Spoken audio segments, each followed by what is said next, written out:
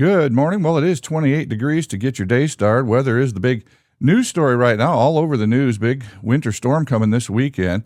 For us, the National Weather Service has issued a winter storm watch that goes into effect from Saturday evening until Monday morning, calling for heavy snow possible, total snow accumulations in excess of 6 inches, that along with very low temperatures and sub-zero wind chills.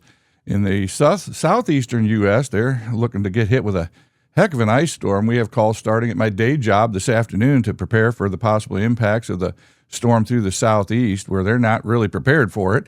For a lot of folks, 6 inches of snow is probably a pretty big deal. For those of us that grew up here in the 60s and 70s, that's normal winter weather. But we'll keep an eye on this and let you know as we get closer to the weekend and how this thing's tracking and what it looks like we're actually going to get. Taking a look at the forecast for today, mostly cloudy, then gradually becoming sunny with a high near 26. For tonight, mostly cloudy with a low around 5. And for your Friday, partly sunny with temps falling throughout the day to around 5 by 5 p.m. Taking a look at the calendar today, middle school boys basketball hosts South Central at 5 p.m. and at the library, a kids paint along night at 6 p.m. Well, today is National Polka Dot Day. It is Celebration of Life Day and Blonde Brownie Day.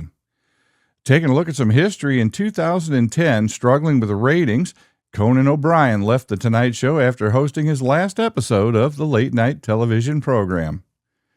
In 1998, one of the most notorious domestic terrorists in U.S. history, Theodore Kaczynski, the so-called Unabomber, who killed 3 people and injured 22 in 16 attacks between 1979 and 1995, was sentenced to 4 terms of life in prison without parole.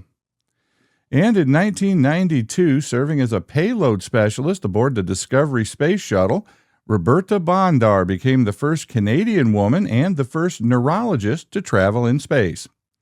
Well, we'll take a look at today's trivia right after this. Hey folks, I know with these cold temperatures, we're all seeing higher utility bills, but I have no doubt that those of us that are members of the electric cooperative are better off than those served by some mega corporation that is only concerned with generating higher profit for their shareholders in some high-rise in Manhattan. Well, to help make the voices of cooperative members heard, I encourage you to join me in joining Voices for Cooperative Power. In 2025, VCP advocates sent more than 70,000 letters to the House of Representatives in support of the FEMA Reform Act, which would address the needs of rural Americans and the electric co-ops that serve them after a disaster strikes. And VCP advocates in 11 states contacted over 23,000 policymakers in state legislatures on various issues affecting cooperative members. So join up and let your voice be heard by the policymakers in Columbus and Washington. I'll put the link in the video description. Well, the answer to yesterday's question, Newt Gingrich was that Speaker of the House. And now today's question, she is known for her Oscar-nominated role as the possessed child in the 1973 movie The Exorcist. She then went on to establish herself as a sex symbol in the 1979 film Roller Boogie, and then performed in a series of exploitation and horror films in the 1980s. Well, who is that actress?